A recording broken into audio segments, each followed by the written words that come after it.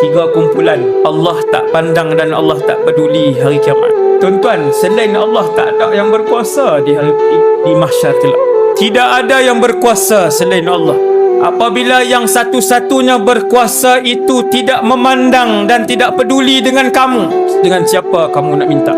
Sebab tu hadis ni yang diriwayatkan oleh Imam Ahmad dan Imam Nasai, Nabi kata yang pertama yang menderhakai ibu dan ayahnya, yang masih ada ruang, tebalkan muka, minta maaf dengan mak dan ayah.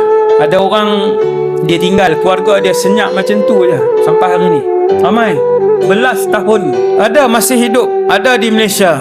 Apa yang dia fikir tak tahu. Tinggalkan ayah, tinggalkan mak, tinggalkan adik-beradik, tinggalkan saudara mara, meninggal seorang-seorang.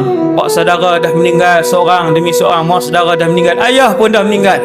Al-aquli walidayh, tidak dipandang oleh Allah orang yang menderhakai kedua ibu dan ayahnya, dan wanita yang seperti lelaki ataupun lelaki yang seperti wanita.